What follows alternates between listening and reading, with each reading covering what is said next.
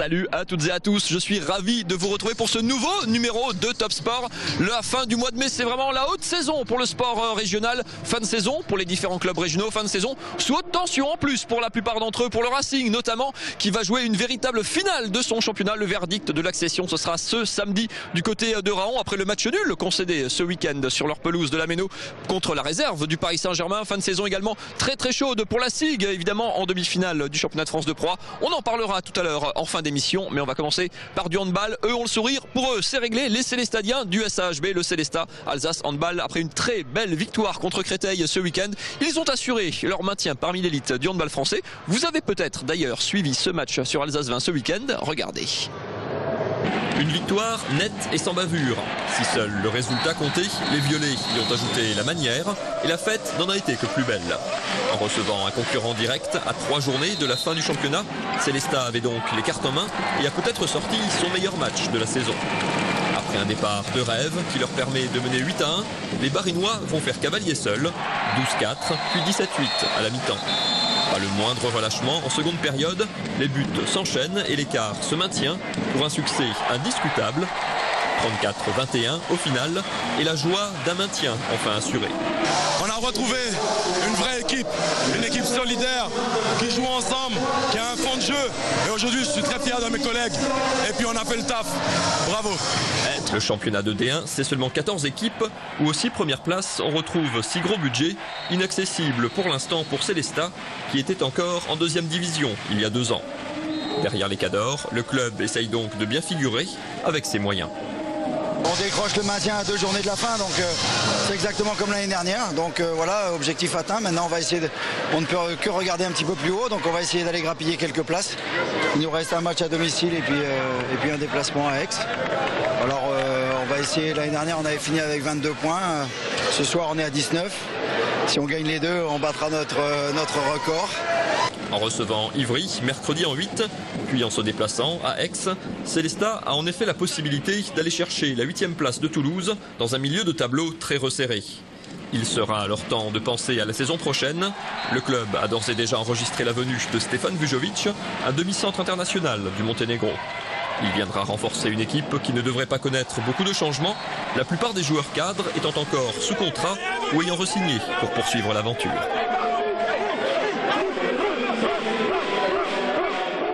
Voilà pour Célestat. On parlera également encore de handball tout à l'heure avec Mulhouse, le MHSA, le Mulhouse Handball Sud-Alsace, engagé dans les barrages d'accession pour rejoindre justement Célestat parmi l'élite. On en parlera tout à l'heure en fin d'émission. Place au football. Tout d'abord, retour ici au stade de la Méno où le Racing a donc concédé le match nul contre la réserve du Paris Saint-Germain. C'était ce samedi en fin d'après-midi, donc ici à Strasbourg. Un match nul qui permet toutefois aux hommes de François Keller de s'offrir une finale. Le verdict de la saison pour la montée en nationale ou pas se jouera donc ce samedi sur la pelouse de Raon. On va parler de cette fin de saison à suspense et revenir sur ce match avec nos invités dans quelques instants. Retour tout d'abord en images sur cette rencontre. Les images sont justement signées David Erhardt. Porté par sa série de 5 victoires consécutives et par une Méno bien remplie, le Racing rentre bien dans son match. Les premières banderilles sont pour lui, la première grosse occasion aussi. Le coup franc de Sabot est dévié par Koulibaly pour Billy Modeste qui ne cadre pas. 5 minutes plus tard, même schéma, on retrouve toujours Jean-Philippe Sabot au départ. À nouveau une remise de la tête pour la demi-volée parfaite de Ludovic Goliard qui ouvre le score juste avant la demi-heure de jeu. Les Bleus ont même l'occasion de doubler la mise avant la pause. Gauthier Pinot est à 2 doigts de reprendre sa propre frappe. C'est manqué, mais à la mi-temps, le Racing mène 1-0 et se retrouve même en tête du championnat. Raon étant tenu en échec à Chasselet. Mais la seconde période change la donne. D'abord parce que Raon va prendre l'avantage, puis à cause de l'égalisation parisienne signée Koulibaly sur ce centre de Rouag à l'heure de jeu. Le Racing repart à l'abordage et enchaîne les occasions comme cette frappe de Bénédicte qui file au-dessus. Dans la minute qui suit, c'est celle de Jean-Philippe Sabot qui est déviée du bout des doigts par le gardien parisien. La pression s'accentue, Sabot toujours se retrouve seul face à Moridiao, mais c'est le Parisien qui remporte à nouveau son duel. Raon menant au score, gagner n'est plus indispensable, mais le Racing ne doit surtout pas perdre, sous peine de voir sa saison se terminer sur le champ. François Keller essaye de freiner les ardeurs offensives de son équipe, mais pas facile de se faire entendre dans une Méno bouillante qui pousse son équipe à aller de l'avant. Pas de conséquences, au final, les deux équipes se quittent sur ce score de 1 partout.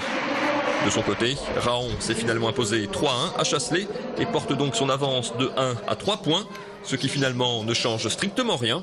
Pour monter, le Racing devra s'imposer dans les Vosges samedi.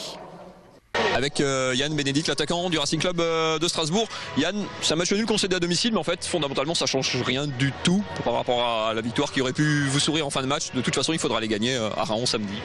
Oui, tout à fait. Mathématiquement, ça change rien. On est d'autant plus motivé qu'avant le match, on pouvait se permettre, en cas d'échec de Raon, de faire match nul là-bas. Maintenant, il va falloir gagner. Donc, on va sortir les tripes et on va faire un résultat là-bas. Pour revenir simplement sur ce match, vous concédez un nul à domicile. C'est vrai que vous étiez sur 5 victoires. Le paradoxe, c'est que vous faites peut-être un de vos meilleurs matchs, une grosse deuxième mi-temps, en tout cas avec pas mal d'occasions, contrairement au dernier match. Et puis ça sourit pas, le paradoxe du foot, il est encore là ce soir. Oui, c'est vrai que contre Belfort, ça a été un peu délicat. On marque presque sur le seul des occasions. Là, ce soir, ça nous sourit pas. Je pense qu'on n'est pas trop aidé par l'arbitre, mais bon, c'est ça le football aussi. Et il y a un homme qui prend les décisions au milieu de terrain. Voilà, ça nous a pas souri ce soir, mais ça ne change rien mathématiquement. Le fait d'avoir été considéré comme presque mort il y a 6 semaines, quand vous étiez vraiment décroché, d'avoir aligné depuis cette série de victoires, au moment d'aller chercher la montée sur un match, de jouer toute sa saison sur 90 minutes, cet esprit de groupe, c'est quoi? On va plus parler tactique, technique, ça va se jouer sur l'état d'esprit de ce groupe. Oui, de toute façon, l'état d'esprit depuis 6-7 semaines est très très bon. On est très très solidaire. Après le match de Moulins, on s'est remobilisé parce qu'on était en mauvaise position. Mais nous, on savait qu'il y avait encore quelque chose à jouer, même si tout autour on croyait plutôt en nous. Nous, on savait qu'il y avait une carte à jouer, avec ce dernier match notamment à Raon. Voilà. On a une finale à jouer. On a fait 8e, quart, demi, et la finale, il faut la gagner.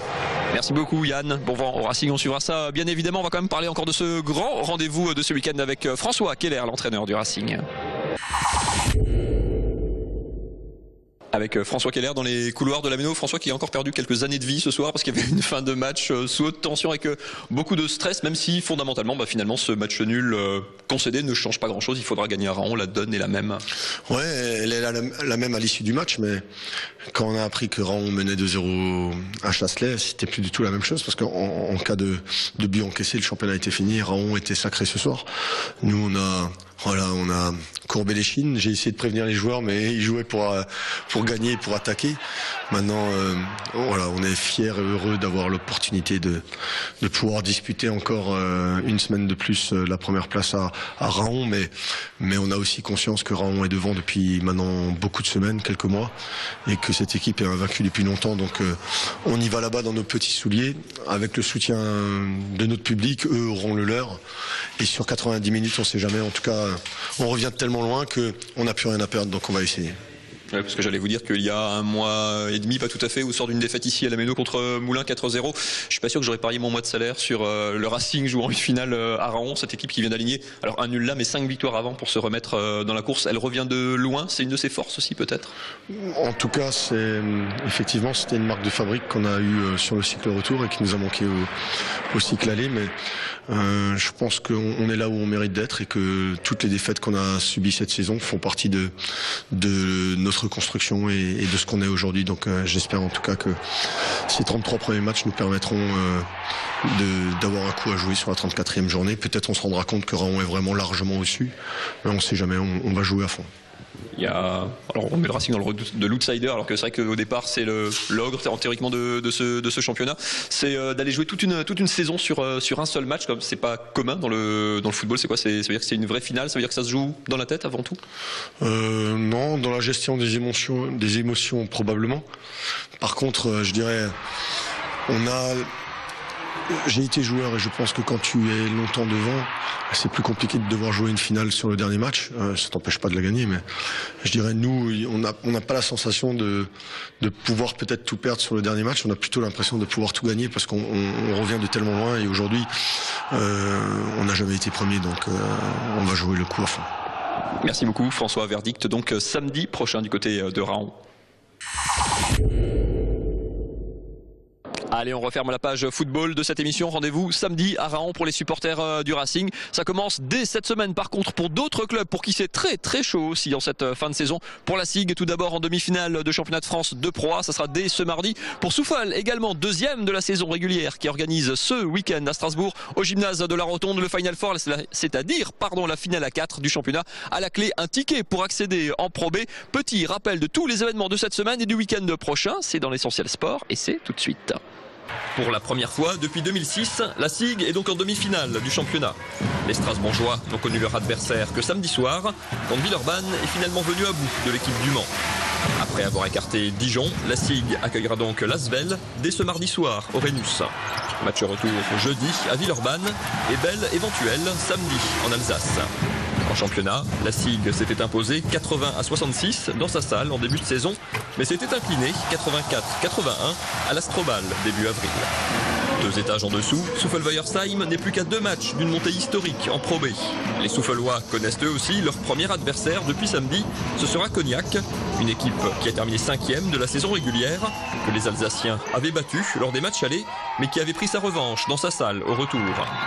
A noter que Souffel a finalement décidé de délocaliser ses matchs au gymnase de la Rotonde à Strasbourg. Le vainqueur de la finale accompagnera Orchy en Pro B. En National 2, le rêve est fini et le réveil a été difficile pour Kaisersberg. Battu au buzzer lors du match aller il y a 8 jours, les Haut-Rhinois ont explosé 84-44 lors du match retour à Montbrison. KB ne jouera pas en N1 la saison prochaine, reste une superbe saison historique pour le club. Enfin, en handball, Mulhouse est passé par un trou de souris lors des demi-finales des barrages d'accession. Vainqueur de 4 buts à Chartres mercredi dernier, les Mulhousiens se sont inclinés sur le même écart au Palais des Sports et ne doivent leur billet pour la finale qu'à un petit but supplémentaire inscrit à l'extérieur. En finale, les Haut-Rhinois défieront Dijon, match aller ce mercredi en Bourgogne, retour dimanche au Palais des Sports. Le vainqueur rejoindra donc Célestat en première division. Vous l'avez compris, très gros programme de sport ce week-end en Alsace et donc très grosse émission. Par conséquent, lundi prochain dans Top Sport, on essayera d'y faire rentrer tout ça et puis on espère trouver évidemment beaucoup de sourires et de victoires côté alsacien. Pas besoin d'attendre en revanche lundi prochain pour parler de tennis. Les internationaux de Strasbourg, ça a commencé ce lundi avec les filles du côté du Wacken. Je vous donne d'ailleurs rendez-vous tous les soirs sur Alsace 20 à 19h20. Le journal des IS, tous les résultats, les interviews, les réactions, toutes les images de la journée du tournoi strasbourgeois. Tournoi dont vous retrouverez d'ailleurs la finale sur l'antenne d'Alsace 20. Ce sera ce samedi. Bonne semaine à tous. À la semaine prochaine. Bye bye.